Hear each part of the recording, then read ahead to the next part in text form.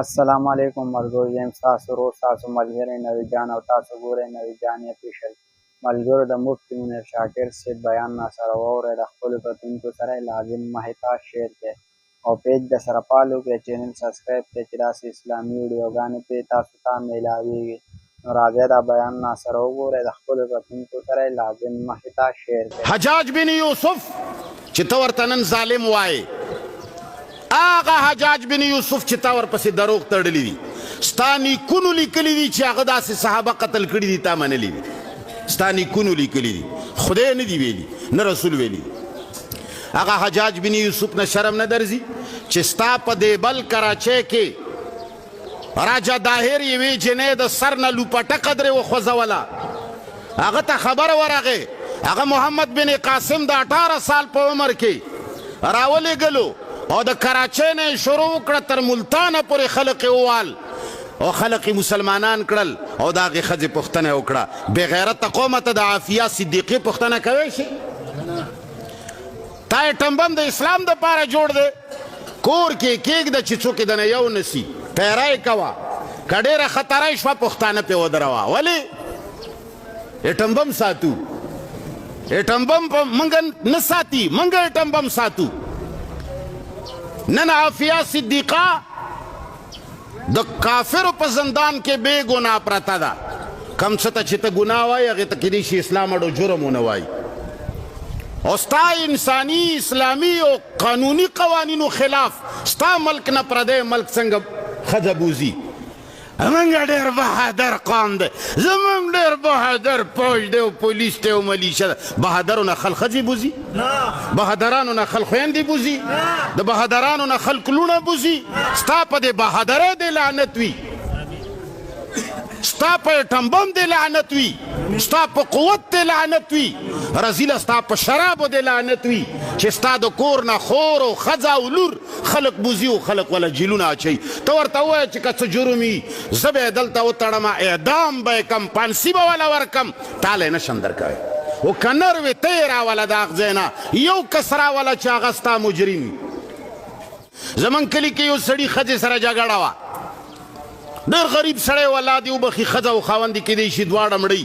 زمونږ د کلي غواګانې به یې څرولې، غریبانانو. ښځې ورته وی چې و پلانیه ډېره درنه تنګه یم، درنه تختم. سړي ورته ووی چې و ښځې کله به تختې چې زه دله چپل سم کم چې ورکه شي؟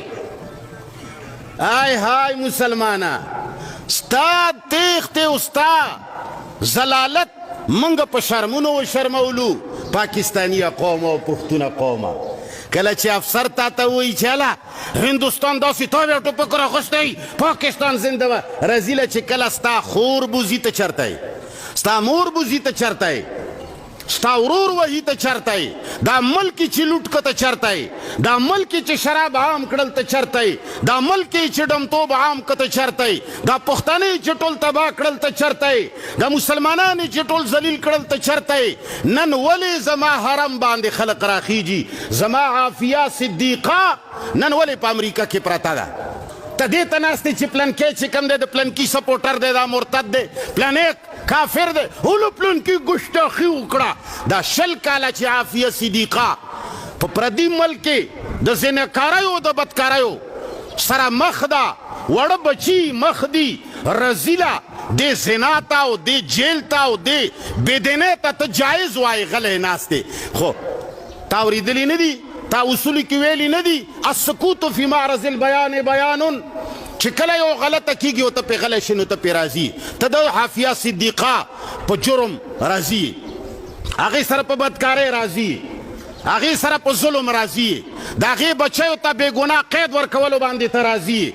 نو ته نه مرتد شوې، نه کافر شوې، نه بېدینه شوې، نه درنه اسلام لاړو. اوهمي سړی یا یو جاهل ملا چې په سټیج باندې غلطۍ سره د رسول الله صلی الله علیه وسلم متعلق تېنه غلطه خبره وځي یا څوک ورپسې وتړي او ستا خوله بیا ښکلا وي، هلو دو کفر شوی، ته مرتد شوی.